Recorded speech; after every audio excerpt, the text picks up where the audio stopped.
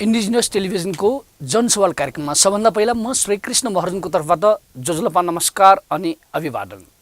आजको जनसवाल कार्यक्रममा हामीले पछिल्लो समयमा नेपालको राजनीतिमा एउटा चर्चाको विषय बनेको यो संहिताको सवालमा संहिता नै साँच्चै अब खतरामा परेको, संहिता नै फेलोर हुन खोजेको हो कि भन्ने ढङ्गको एउटा बहस हुन थालेको छ। विशेष गरी तीनवटा सरकारमध्ये तल्लो सरकार अर्थात् स्थानीय सरकारले कर लिइसकेपछि, करको दायरा बढाइसकेपछि, जनस्तरबाट विरोध भइसकेपछि त्यो विषयलाई लिएर नै संहिता अब खतरामा परेको हो कि यो तीनटा तहको सरकार भइसकेपछि यो संहिता फेलोर गर्नुको लागि अर्थात् संहिता खतरामा पार्नुको लागि ल्याइएको हो कि भन्ने एक ढङ्गको बहस र एक ढङ्गको छलफल भइरहेको छ राजनीतिक वृत्तमा। साँच्चै नेपालको राजनीतिमा यो संहिता अवस्था के कस्तो छ र आदिवासी जनजाति, मधेसी समुदाय, जसले उत्पीडित समुदाय, जसले संहिताको माग गरेको ती समुदायको तर्फबाट दृष्टिकोणबाट हेर्दाखेरि यो संविधान संहिता के कस्तो अवस्थामा छ, यी विषयमा केन्द्रित भएर कुराकानी गर्नको लागि समाजशास्त्री प्राध्यापक डाक्टर कृष्ण भक्तचन्दलाई हामीले आमन्त्रण गरेका छौँ। उहाँसँग कुराकानीतर्फ लागौँ। भक्तचन्द सर नमस्कार। जोजलपा जोजलपा नमस्कार, भन्नुहोस्। अहिले पछिल्लो समयमा राजनीतिक पार्टीका नेताहरू, शीर्ष नेताहरूले नै यो करको दायराको कुरा ल्याउँदै, यो स्थानीय सरकारको कुरा ल्याउँदै राजनीतिक वृत्तमा यो संहिता नै खतरामा पर्ने सङ्केतको कुराहरू, अनि प्रतिपक्षले पनि संसदमा बोल्न थालेका छन्, यो सत्तापक्षले नै खेलेको अर्को डिजाइन भनेर आरोप लगाउन थालेका छन्। तपाईँलाई कस्तो लाग्छ कि यो संहिता खतरामा पर्ने, अब संहिता नै विरोधीको खेलमध्ये यो एउटा पनि खेल भन्न सकिने अवस्था हो? तपाईँको प्रश्नमा कर र त्यो संहिताको कुरा जोडिएर आयो होइन।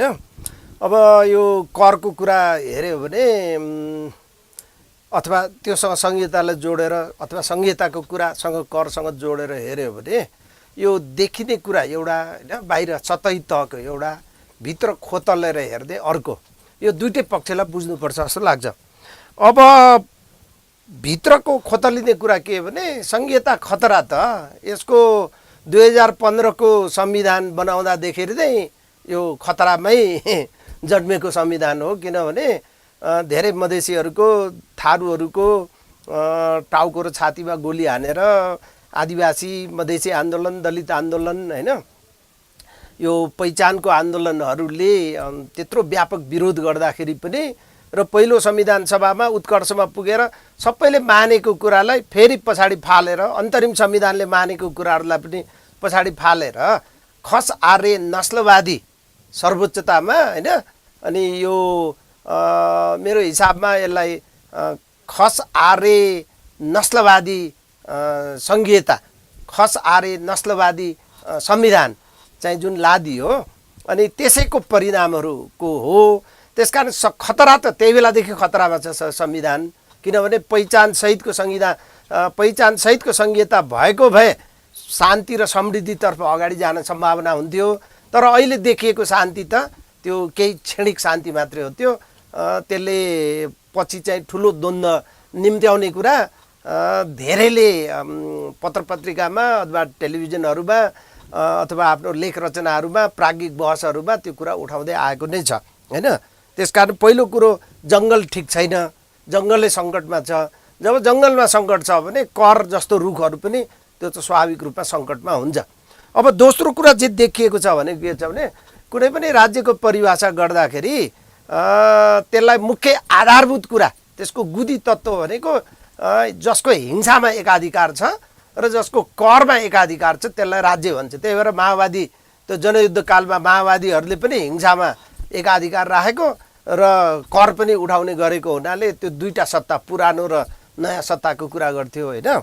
अब अहिले संहिताको अर्थ के हुन्छ भने साँचो अर्थमा भन्यो भने शक्ति र अधिकारको बाँडफाँड हो। त्यो शक्ति र अधिकारको बाँडफाँड गर्दा सङ्घले चाहिँ खास कुराहरूमा, अत्यावश्यक कुराहरूमा मात्रै अधिकार राख्ने, बाँकी अधिकार चाहिँ प्रान्त र स्थानीयलाई दिने भन्ने हो। तर यसमा प्रान्त र स्थानीयको कुरा आयो।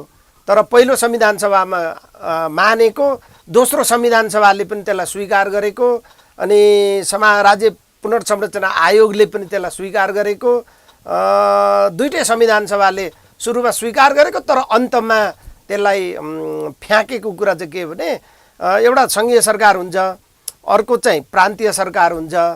अनि त्यो प्रान्तीय सरकारहरू चाहिँ जम्मै यो पहिचानमा आधारित हुन्छ, लिम्बुवान, खम्बुवान अथवा तामसालिङ, नेवा प्रदेश होइन, तमुवान, मगराद, थरुहट अनि मधेस भनेर हुन्छ।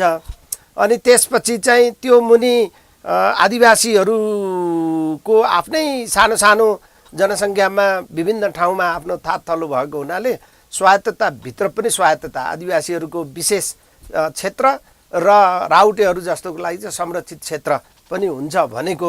तर त्यो संरचनाहरू त कुनै पनि आएन। अब संविधानमा त छ नि त अहिले, होइन संविधानमा छ, तर त्यो आएको छैन नि त। त्यो ल्याउने पक्षमा पनि छैन होइन। त्यो त अहिलेसम्म केही गरेको छैन। अहिले त खालि प्रान्तको कुरा छ, अनि सङ्घको कुरा छ, त्यसपछि स्थानीय निकायको कुरा छ। अब यो करको मामलामा के देखिँदो रहेछ भने, अनि यो नस्लवादी खस आर्य सर्वोच्चतामा आधारित अथवा बाहुनवादी सङ्घीयता भएको हुनाले यसलाई बाहुनवादी सङ्घीयता भन्ने पनि भयो, बाहुनवादी संविधान 2015 को भने पनि भयो होइन, नस्लवादी सङ्घीयता भने पनि भयो, खस आर्यको नस्लवादी अथवा खस आर्य नस्लवादी संविधान भने पनि भयो। कुनै पनि फरक पर्दैन, त्यो यथार्थमा त्यही हो। नामको संहिता कोही रातो भाले क्वाक क्वाक सुत्केरीलाई खुवाए भने जस्तो रातो भाले चाहिँ दलितलाई पनि खुवाए, मधेसीलाई पनि खुवाए, अनि आदिवासी जनजातिलाई नि खुवाए, मुस्लिमलाई नि खुवाए, मातृभाषीलाई नि खुवाए, गैर हिन्दू धर्मावलम्बीलाई नि खुवाए, अनि सबैलाई खुवाए। तर भनौँ न एलजिबिटीआईलाई पनि खुवायो, अनि अपाङ्गता भएको व्यक्तिहरूलाई नि खुवायो भन्यो। रातो भाले चाहिँ क्वाक क्वाक गरेर संहिताको रातो भाले सबैलाई खुवायो। तर सुत्केरीको न्यु गरेर चाहिँ अनि टाउको मैले खाएँ भने जस्तो। अब यसमा करमा तपाईँले हेर्नुभयो भने के देखिन्छ भने, यो इकोनोमिक्स डिपार्टमेन्ट अर्थशास्त्र विभागको एकजना प्राध्यापक डाक्टर उमाशङ्कर प्रसादले यो राष्ट्र ब्याङ्कको यो इकोनोमिक रिभ्यू भन्ने जर्नलमा उहाँको एउटा लेख छ। यो संविधानमा भएकै प्रावधानहरूको आधारमा के छ भन्नु उहाँले विश्लेषण गरेकोमा यहाँ के देखिन्छ भने, संविधान हेऱ्यो भने संविधानमा सङ्घको अधिकार, प्रदेशको अधिकार, अनि त्यसपछि स्थानीय निकायको कर सम्बन्धी अधिकारमा सङ्घले चाहिँ भन्सारको अन्तशुल्कको, मूल्य अभिवृद्धि करको, संस्थागत आयकर, व्यक्तिगत आयकर, पारिश्रमिक कर, यो राहदानी शुल्कहरू, भिसा शुल्कहरू राखेको छ। तर पर्यटन दस्तुर, सेवा शुल्क दस्तुर, दण्ड जरिवाना चाहिँ प्रान्त र स्थानीयकोमा पनि त्यो देखिन्छ, ओभरल्याप छ त्यहाँ चाहिँ। प्रदेशले चाहिँ फेरि घर जग्गा रेजिस्ट्रेसन शुल्क, सवारी साधन कर, मनोरञ्जन कर, विज्ञापन कर, पर्यटन कर, सेवा शुल्क दस्तुर, दण्ड जरिवाना, यो चाहिँ फेरि स्थानीय निकायसँग ठ्याक्कै मिल्छ, उसले पनि त्यही नै उठाउँछ। तर यसको फरक चाहिँ के छ भने कृषि आयमा कर, यो चाहिँ प्रान्तको आफ्नै किसिमको छ त्यो एउटा। तर स्थानीय निकायकोमा हेऱ्यो भने स्थानीय कर भन्दा सम्पत्ति, घर बहाल, घर जग्गा रेजिस्ट्रेसन शुल्क, सवारी साधन कर, सेवा शुल्क दस्तुर, पर्यटन शुल्क, विज्ञापनबाट व्यवसायमा कर, अनि भूमि कर, मालपोत चाहिँ उसको छुट्टै देखिन्छ, मालपोत सङ्कलन चाहिँ छुट्टै देखिन्छ, त्यो सङ्घ र प्रान्तको छैन। अनि दण्ड जरिवाना, मनोरञ्जन भनेको छ। यहाँ जुदार के राखेको छ भने कोहीमा सङ्घको, कोही प्रदेशको, कोही चाहिँ स्थानीयसँग पनि जुधेको छ, अनि धेरै जसो चाहिँ प्रदेश र स्थानीयको जुधेको छ होइन। अब यहाँ के देखिन्छ भने यो हेर्दाखेरि सङ्घलाई पनि थुप्रै अधिकार छ करको, प्रदेशलाई पनि थुप्रै अधिकार छ, स्थानीय निकायलाई पनि थुप्रै अधिकार छ। त्यहाँ कागजमा हेऱ्यो भने संविधानको कागजमा, त्यो खस आर्य नस्लवादी संविधानको कागजमा। तर व्यवहारमा हेऱ्यो भने 80% कर चाहिँ सङ्घको एकाधिकार छ। जति कर छ अहिले राजस्व उठाउँछ त्यसको 80% चाहिँ सङ्घको एकाधिकार छ। अनि त्यो प्रदेश र स्थानीयसँग पनि उसको जुझ्ने हुनाले त्यसको उहाँको त्यो डाक्टर उमाशङ्कर प्रसादको अध्ययनमा 10% त्यसबाट पनि सङ्घले नै फेरि लिँदो रहेछ भनेपछि 100% चाहिँ सङ्घले नियन्त्रण राखेपछि यस्तो पनि सङ्घीय व्यवस्था हुन्छ होइन। हुनुपर्ने के भने सङ्घले त आधारभूत कुराहरू भनौँ न, अब हाइवेहरूको कुरा जुन प्रान्तको बाटोको नहोला, तर हाइवेको कुराहरू सङ्घले सबभन्दा बढी करको सवालमा चाहिँ अधिकार लिएर राखेको छ, उसले पोकै खोलेर दिएको छैन। दिने बेलामा लेखेको चाहिँ छ, लेखेको हेर्दा छ, तर अर्थशास्त्रीहरूले नै विश्लेषण गर्दा उहाँको लेख हेर्नुहोस्, त्यो राष्ट्र ब्याङ्कले छापेको, उहाँहरूले पढाएन कसरी भन्नु, 90% चाहिँ सङ्घले नै नियन्त्रण गरेर राखेपछि अनि तलकोले के गर्छ त? अनि तलको त चलाउनलाई त उसलाई पनि पैसा चाहिन्छ होइन। जस्तो कहीँ कहीँ दोहोरो कर तिर्छ। अमेरिकामा पनि मलाई थाहा छ। अब 6 वर्ष बस्दा त्यहाँ के देखियो भने इन्कम ट्याक्समा सङ्घीय सरकारले पनि कर लाउँछ, प्रान्त सरकारले पनि कर लाउँछ, तर अलिकति फरक हुन्छ। अब तपाईँले सामानहरू किन्नुभयो भने त्यसमा पनि त्यो फरक हुन्छ, तर कुनैमा उसले मात्र लाउँछ, कुनैमा उसले मिलेर लाउँछ।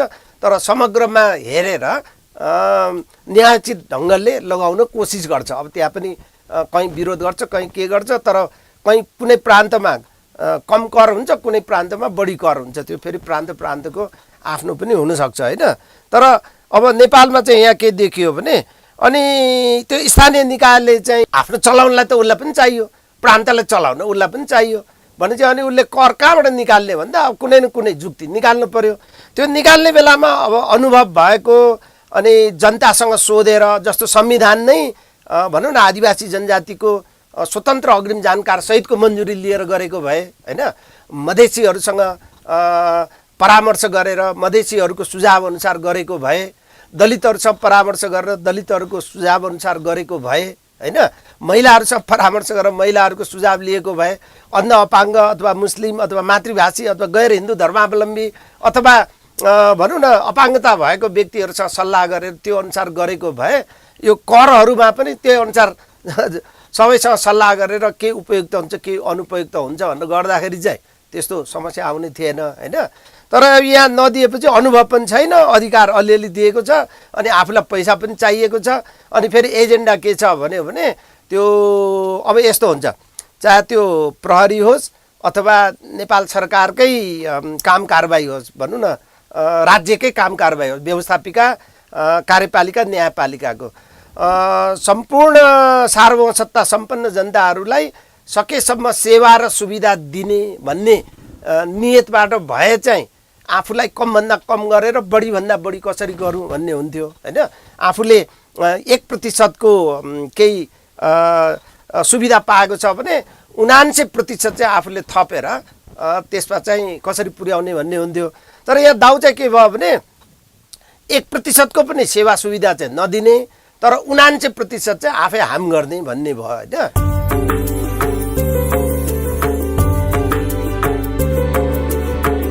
जीवु तजिलजी सम्पदा संस्कृति खलाबला नुगु पुलागु ने नेवा ख्या खिखि बुख मनोरञ्जन यादव नेवाला निया निथ सनिलया खुता त्या ताइले सुथसिया न्याता त्या ताइले हिनेसिया झिन्निता ताइले स्वेगु लोमंका दिमते नेवाला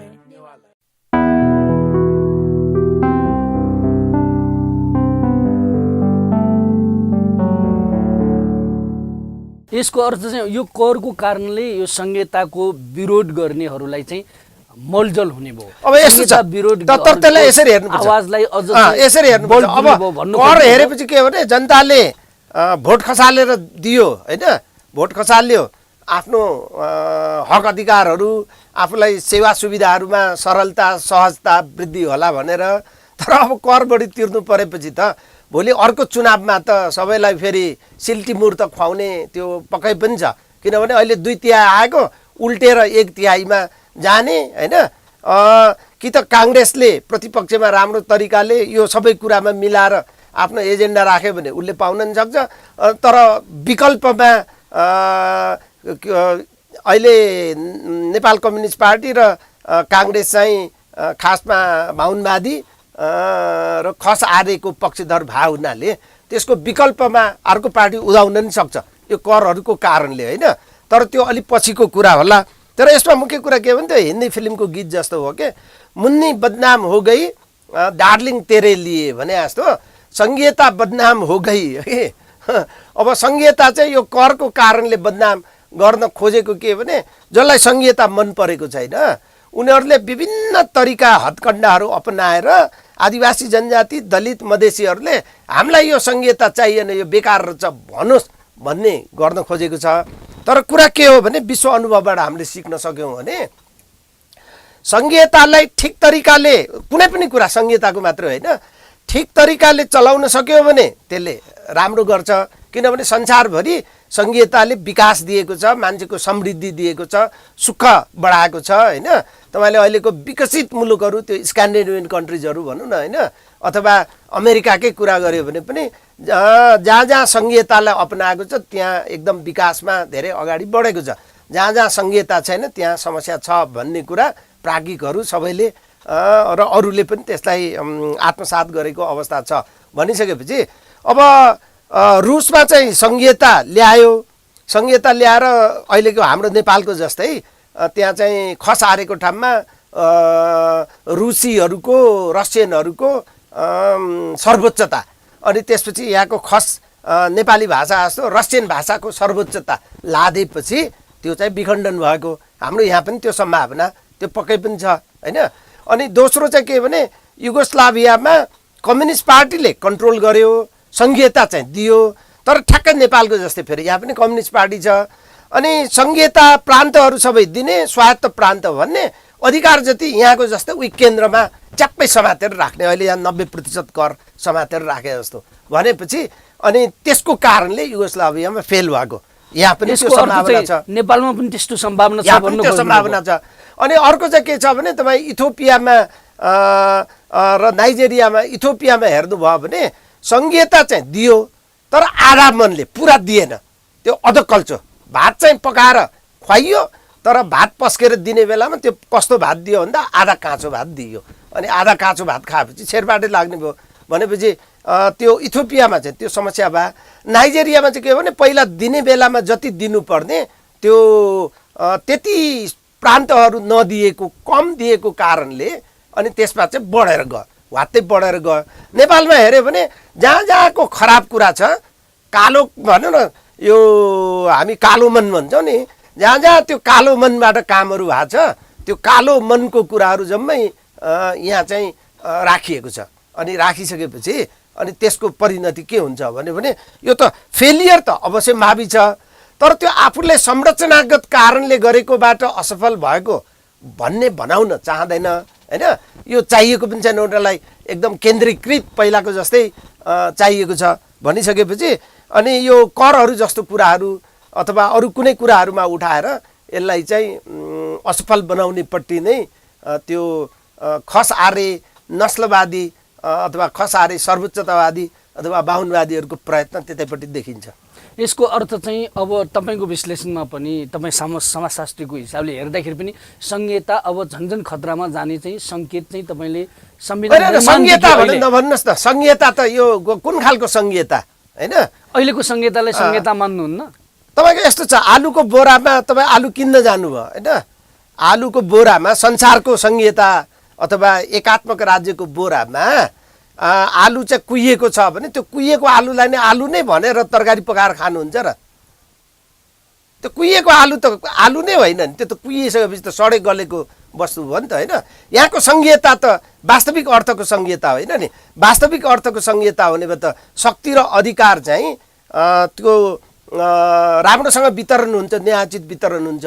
त्यो भनेको सङ्घले खास खास कुरामा अधिकार राख्ने, अनि त्यसपछि प्रान्तलाई दिने, अनि त्यसपछि चाहिँ अब स्वायत्तता हामी यहाँ संरक्षित क्षेत्रहरू जुन भनेको छौँ तिनीहरूलाई दिने, अनि स्थानीय निकायको कुरा आयो। तर यहाँ त त्यो कुरा एउटा त संविधानमा राखेको, संविधान सभा दुईटैले स्वीकार गरेको आदिवासीहरूसँग सम्बन्धित त्यो संरचना नै बनाइएको छैन एउटा होइन। माथिको कुरा त छोडिदिउँ, आदिवासी जनजातिहरूले पनि त्यो आवश्यकता नठानेको हो कि के हो? संविधान नठानेको होइन, संविधानमा त विशेष क्षेत्र आवश्यकता नठानेको होइन होइन होइन आवश्यकता नठानेको होइन। आन्दोलनको मुद्दा पृथ्वीनारायण शाहले हडप्पेदेखि नै छ कि अब यो के छ भने कहिले आन्दोलन तल कहिले आन्दोलन माथि हुन्छ। तर जो संस्थागत रूपमा नेतृत्व लिएको उहाँहरूलाई चाहिँ उहाँहरू लोभ र डरको कारणले गर्दाखेरि यो प्रमुख राजनैतिक दलहरूले उहाँहरूलाई अङ्ग्रेजीमा कोअप्टेसन भन्छ, सहभरण गरिदियो अथवा उहाँहरूलाई आफ्नो पार्टीको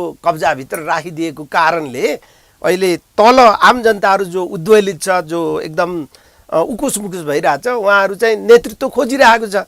र नेतृत्व चाहिँ गलत परेको हुनाले त्यो गलत नेतृत्वको लागि हामीले किन सहयोग गर्ने भन्ने हिसाबले मात्रै अहिले त्यो जुन रूपमा आन्दोलन उठ्नुपर्ने त्यो नदेखिएको मात्रै हो। तर मान्छे आन्दोलित छ, आन्दोलनका कुराहरू अगाडि बढिरहेको छ, त्यसमा समस्या छैन।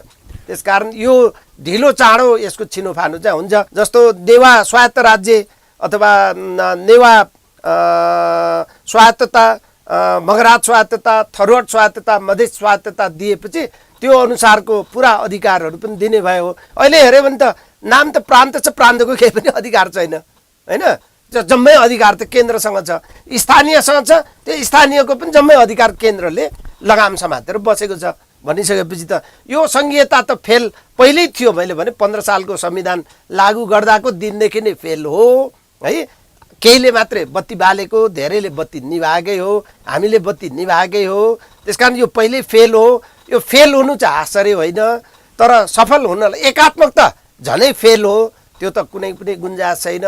अब हुनुपर्ने के हो भने यो संविधानलाई पुनर्लेखन गरेर अथवा संशोधन भन्यो भने फेरि माथि प्रस्तावनादेखि लिएर पछाडि चाहिँ अनुसूचीसम्ममा र भित्रका सबै प्रावधानहरू आमूल परिवर्तन गरेर यो पहिचान र अधिकार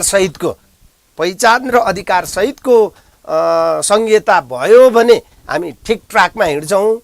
तर अहिलेको सङ्घीयता त ढिलो चाँडो यो खालको सङ्घीयता त फेल हुनु नै छ, हुने नै छ। तर त्यसको कारण चाहिँ यो सानोतिनो कारणहरू हुँदैन, यो त संरचनागत हिसाबबाट फेलियर भइसकेको छ। यो जुन तपाईँले भन्नुभयो अब फेलर भइसकेको छ, एक ढङ्गबाट फेल हुने नै छ यो संरचना, यो संहिताको सवाल। अनि तपाईँले कल्पना गर्नुभएको जुन चाहिँ अहिलेको अवस्थामा यो संविधानलाई पुनर्लेखन या चाहिँ परिवर्तन गर्नुपर्छ भने पनि धेरै परिवर्तन तर आधार क्लियर छ। आधार हामीले भन्नु पर्दैन, सबै दलले, प्रमुख दलले स्वीकार गरेको, संविधान सभाले स्वीकार गरेको। के भनिरहेका छन् भने यो अत्यन्तै राम्रो संविधान, यो संशोधन पनि गर्न सकिने, अहिलेसम्म कि सबभन्दा राम्रो, सबैलाई समानता दिएको संविधान भनेर जुन बोलिरहेका छन् उहाँहरूले भनेको कुरा, उहाँहरूले बोलेको भन्दाखेरि त्यसो भए चाहिँ पुरै गलत छ तपाईँको बुझाइमा हो। अब उहाँहरू देउता होइन र एउटा देउता हुँदा पनि हुँदैन होइन। अब त्यो 33 कोटी देवता जस्तो देउता हो भने त्यो 33 कोटी देवताको नाम मैले माग्दा कसैले दिनुभएको छैन अहिलेसम्म होइन। त्यो देउता भनेको त्यो हुँदैन। उहाँहरूले बोलेको वाक्य ब्रह्म वाक्य होइन, अन्तिम वाक्य होइन होइन। उहाँहरूले राम्रो भने राम्रो हुने, नराम्रो भने नराम्रो। यहाँ त अचम्म छ, केही कम्युनिस्ट पार्टीको बौद्धिकहरूले पुँजीवाद आयो भने चाहिँ पुँजीवाद आयो रे, सामन्तवाद गयो भने चाहिँ सामन्तवाद गयो रे, अर्ध सामन्त भने अर्ध सामन्त भयो रे। उहाँहरू 2-3 जनाले मात्र देख्ने, बाँकीले देख्नै नपर्ने, नदेखेको हुनुपर्ने। त्यसकारण उहाँहरूले राम्रो भन्दैमा के भारतले राम्रो भन्यो, के चाइनाले भित्रदेखि राम्रो भन्यो, अथवा के अमेरिकाले अथवा अरू विश्व समुदायले राम्रो भन्यो, त्यो बाहिरको कुरा छोडिदियो। यहाँ मधेसीले के स्वीकार गर्यो, के आदिवासी जनजाति आन्दोलनले स्वीकार गर्यो, के अरू आन्दोलनहरूले स्वीकार गर्यो भनेपछि यो त कहाँ राम्रो छ र? यो त कुरूप छ, विद्रूप छ होइन। त्यसकारण राम्रो भन्ने चाहिँ उहाँहरूले किन राम्रो भन्छ भने उहाँहरूको लागि राम्रो छ, किनभने खस आर्यको सर्वोच्चता स्थापित छ, खस आर्यलाई परिभाषित गरिएको छ। समानुपातिकमा पनि खस आर्यलाई राख्नु नपर्ने ठाउँमा पनि उहाँहरूले त्यो हात्ती सानो छाप्रोभित्र पसे जस्तो गजमज्ज ढसमस्स लाएर राखिदिएको छ। अर्थ चाहिँ समान, यो संविधानले समानता दिएको छैन भन्ने कुरा। मुखले समानता, संविधानमा कागजमा पनि समानता लेखेको छ, तर समानता कहाँ छ? यही त समानता छैन। अन्त के समान 90% समानता र अनि समानताको कुरा हुन्छ? करमै तपाईँले भनेको कुरामा हेऱ्यो भने 90% सङ्घीय सरकारले यो राजस्वमा एकाधिकार राख्नु भनेको त्यो सङ्घीयताको कुन सिद्धान्त अनुसार मिल्छ क्या? यो त नाम मात्रको भयो, एउटा उदाहरण मात्रै भयो। अधिकारको कुरा गर्यो भने पनि अहिले पनि हेर्नुहोस् न, त्यो गाउँदेखि जहाँसुकै जेसुकै कुराहरू हुन्छ त्यो प्राय त्यो कर्मचारीको होस्, नीति निर्णयहरू होस्, बाटोघाटो होस्, पुलैया होस्, अथवा कसैको विकास, आर्थिक विकास, जेसुकैको कुराहरू होस्, उद्योग धन्दाको कुरा होस् होइन, शिक्षाको कुरा, मेडिकलको कुरा, यी सबै कुराहरू चाहिँ कसले नियन्त्रण राखेको छ भन्दा त्यो केन्द्रले, क्याबिनेटले निर्णय नगरिकन कुनै पनि कुरा यता र उता हुँदैन भनिसकेपछि यसको अर्थ चाहिँ यो सबै कुरा बुझेर नि नेताहरूले अब संहिता खोजिरहेको। त्यो पहिलो संविधान सभा र दोस्रो संविधान सभामा आइपुग्दा यो ग्रान्ड डिजाइन भन्छ नि, त्यो निकै ठुलो ग्रान्ड डिजाइन सहित यो जानी मधेसीलाई, दलितलाई, आदिवासी जनजातिलाई, मुस्लिमलाई, अन्ध अपाङ्गलाई, एलजिबिटिआईहरूलाई होइन, अनि त्यस्तै गरेर महिलाहरूलाई मातृभाषीहरूलाई अनि गैर हिन्दू धर्मावलम्बीहरूलाई 250 वर्ष जस्तै पछाडि नै सकेसम्म धकेलेर राख्ने त्यो कुनियतबाट बदनियतबाटै यो संविधान आएको र संविधान अनुसारको ऐन कानुन नीति नियमहरू आएको हुनाले यो त ढिलो चाँडो यो त गर्लाम ढल्नु नै छ, ढिलो चाँडो ढल्नु नै छ। यो ढल्यो भने त सबभन्दा बढी फेरि खाता त चाहिँ आदिवासी जनजाति उत्पीडित के पाएको छ नै होला के पाएको छ त्यो थारूले के पाएको छ आफ्नो हाम्रै पिँढीमा देखेको जल जङ्गल जमिन पहिला आफूले मात्रै आफ्नो समुदाय मात्र उपभोग गरेकोमा त्यो सबै लुटेर अरूले खोसेर मोज गरिरहेको छ हैन।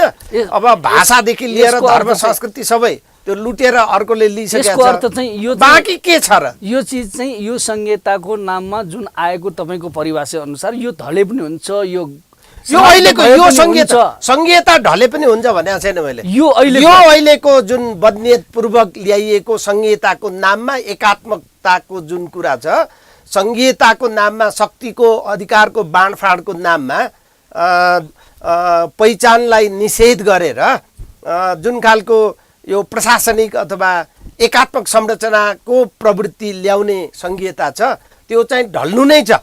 तर त्यसको ठाउँमा आउनुपर्ने के छ भनेर जुन आउने नै छ त्यो आउनुपर्ने चाहिँ पहिचान सहितको भन्ने फेरि नाम मात्रको होइन भन्दाखेरि मधेसी स्वायत्तता भन्ने फेरि अधिकार चाहिँ यस्तै हुने भने त त्यो काम छैन। पहिचान सहितको संहिता पहिचान र अधिकार सहितको त्यो कहिले आउँछ त? यो ढलिसकेपछि यो समाप्त भयो भने त झनै आउने सम्भावना हुँदैन नै हैन? यस्तो हुन्छ यो ढलिसकेपछि आदिवासी जनजाति दलित मधेसी जागरुक भएन हैन, जुन दोस्रो पहिलो संविधान सभामा जस्तो जागरुक भएन, साँच्चै नै सुतेर बस्यो भने निरङ्कुशता आउला।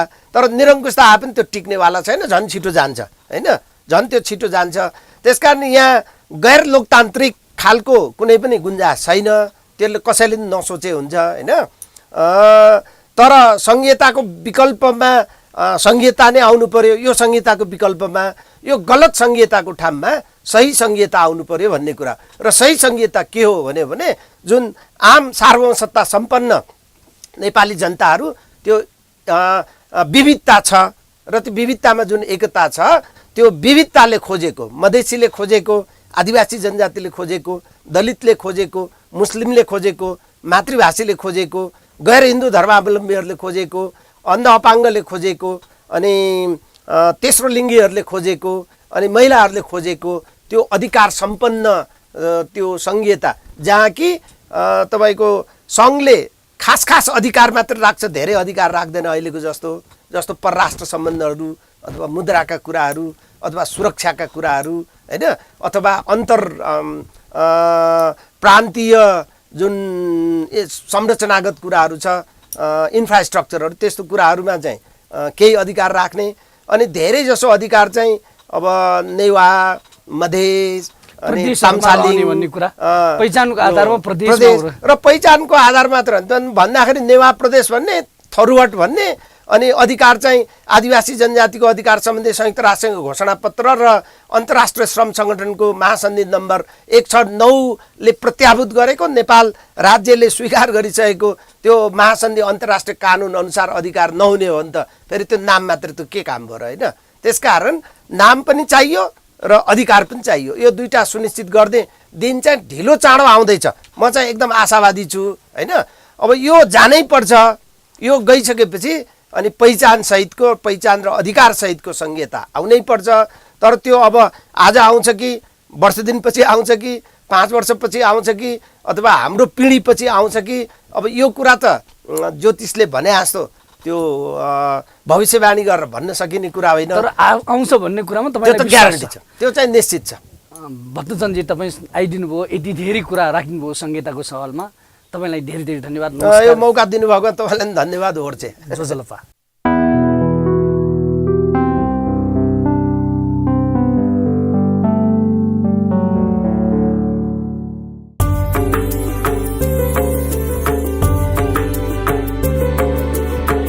झिगु तजिलजी सम्पदा संस्कृति खलाबला नुगु पुलागु ने नेवा ख्या ठिठी बुख मनोरञ्जन यादव नेवालय निया निथ सनिलया खुता त्या ताइले सुथासिया न्याता त्या ताईले हिनेसिया झिङ्निता ताईले स्वेगो लोमङ्का दिमते नेवालय